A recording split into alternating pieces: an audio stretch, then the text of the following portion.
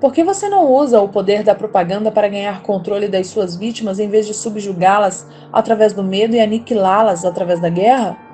Resposta: o que é o medo do diabo senão pela propaganda? Você não observou a minha técnica cuidadosamente ou teria visto que sou o maior propagandista do mundo? Nunca alcanço um fim por meios diretos.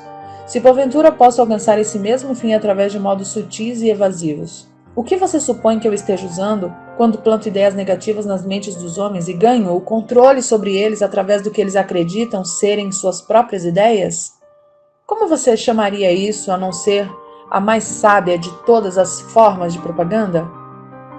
Pergunta: por certo você não vai me contar que destrói as pessoas com sua própria ajuda sem elas notarem o que você está fazendo? Resposta: isso é exatamente o que desejo que você entenda. Além disso, mostrarei a você exatamente como esse truque é realizado. Pergunta: agora nós estamos chegando a algum lugar. Como exatamente você converte seres humanos em propagandistas e os seduz a se auto-aprisionarem? Conte-me essa história com todos os detalhes sórdidos. Essa é a parte mais importante da sua confissão e estou muito ansioso em ganhar o controle do seu segredo. Ao mesmo tempo, não posso culpá-lo por tentar me enrolar nessa resposta, porque ambos sabemos que ela fará com que milhões de vítimas inocentes do seu controle passem a pensar e, consequentemente, fiquem fora do seu alcance. Você sabe que a sua resposta protegerá outros incontáveis milhões de seres humanos que ainda não nasceram. Resposta: as suas deduções estão corretas. Essa parte da minha confissão me fará mais estrago do que todo o resto que eu farei. Pergunta: para entender o seu problema de uma maneira melhor, podemos dizer que essa parte da sua confissão salvará milhões de pessoas do seu controle. Resposta: tudo o que eu posso dizer é que você me colocou numa situação infernal. Pergunta: agora você deve saber como milhões de suas vítimas se sentem. Vamos em frente. Resposta: faço a minha primeira entrada na mente de um indivíduo subornando-o. Pergunta: o que você usa como um suborno?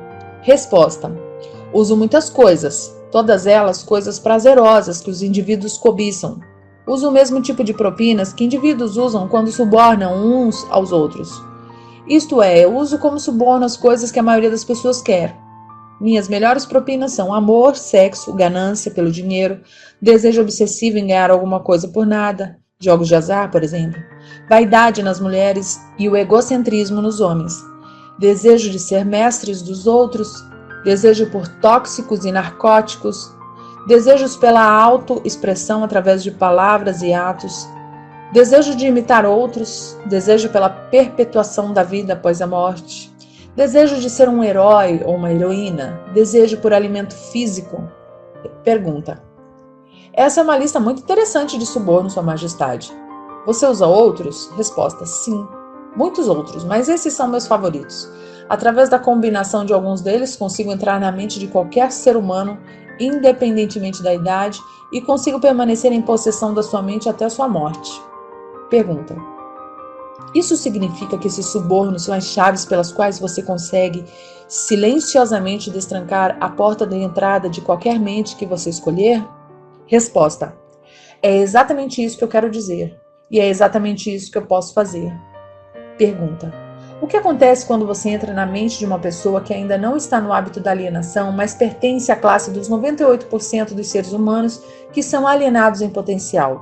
Resposta: trabalho imediatamente para ocupar o máximo que eu conseguir da mente dessa pessoa. Se a maior fraqueza desse indivíduo é o desejo por dinheiro, começo a jogar moedas na frente dele, claro, falando em sentido figurado. Intensifico o seu desejo e o induzo a perseguir o dinheiro com todas as suas forças. Então, quando ele chega perto do momento de abocanhar o dinheiro, eu simplesmente tiro-o da sua frente, e esse é um velho truque meu. Depois de esse truque ter sido repetido algumas vezes, o pobre infeliz desiste e se entrega. Então eu tomo conta de um pouco mais de espaço da sua mente e acabo por preenchê-lo com o medo da pobreza. Esse é um dos melhores preenchedores de mente que eu tenho. Pergunta: sim, admito que o seu método é muito inteligente, mas o que acontece se a vítima por acaso enganar você e conseguir pôr as suas mãos em um monte de dinheiro? Você não consegue preencher a sua mente com medo de pobreza, consegue? Resposta: não consigo. Ocupo o espaço preenchendo sua mente com alguma coisa que sirva ao meu objetivo da mesma maneira. Se a minha vítima conseguir alcançar e for bem-sucedida no seu desejo por dinheiro, muito dinheiro, começo a induzi-la com todas as coisas que ela pode comprar com dinheiro. Por exemplo, faz com que ela consuma alimentos altamente calóricos. Isso reduz a sua capacidade de pensamento. Coloca seu coração em risco e começa um caminho para a alienação. Aí então, além disso, faz com que ela tenha indisposições estomacais, intestinais, devido à grande quantidade de comida que ela está ingerindo, e isso também diminui a sua capacidade de pensamento, sem falar na pouca disposição para a vida. Pergunta: mas e se a vítima não é um glutão? As quais outros vícios pode você induzi-la para levá-lo ao hábito da alienação? Resposta: se a vítima é um homem, posso geralmente fisgá-lo através do apetite por sexo. A autoindulgência em sexo faz mais homens caírem no hábito da alienação e fracassarem do que todas as outras causas combinadas. Pergunta: quer dizer então que comida e sexo são duas de suas iscas mais certeiras? Isso está certo? Resposta: sim. Com esses dois atrativos posso tomar conta da maioria das minhas vítimas. Junto com essas está o desejo por dinheiro. Pergunta: eu estou começando a pensar que a riqueza é mais perigosa do que a pobreza, se é que se pode acreditar na sua história. Resposta: bem, isso tudo depende de quem tem a riqueza e como ela foi adquirida. Pergunta: o que tem a ver a maneira com que o dinheiro foi adquirido com o fato de ele ser uma bênção ou uma maldição? Resposta: tudo. Se você não acredita em mim, dê uma olhada naqueles que adquirem grandes quantias de dinheiro de forma abrupta, sem tempo suficiente para ganhar sabedoria de como lidar com ele. Tendo feito isso, observe atentamente como eles usam dinheiro. Por que você supõe que os filhos dos homens ricos raramente conseguem grandes realizações, tal como seus pais? Eu lhe contarei por quê. É porque eles foram privados da autodisciplina que vem do fato de ter que se trabalhar pelo dinheiro. Dê também uma olhada no histórico de artistas do cinema ou atletas que, num piscar de olhos, acham-se rodeados de fortunas e, de uma hora para outra, são venerados como heróis pelo público. Observe o quão rapidamente eu consigo penetrar em suas mentes, principalmente através do sexo, dos jogos de azar, da comida e do álcool. Com esses vícios, eu consigo pegar e controlar mesmo as maiores e melhores pessoas, tão logo elas colocam suas mãos em grandes quantias de dinheiro. Pergunta: e o que você tem a dizer sobre aqueles que adquirem o dinheiro lenta e paulatinamente, prestando alguma forma de serviço útil? Eles também são facilmente pegos? Resposta: eu também consigo pegá-los, mas geralmente tenho que mudar a isca. Alguns deles querem uma coisa e outros querem outras coisas. Meu objetivo é mais bem alcançado, onde consigo fazê-los querer algo que eles desejem muito, mas embrulho esse pacote como se fosse algo que eles não quisessem. O que eu dou a eles é algo definitivo que os faz alienados. Você entende como eu trabalho?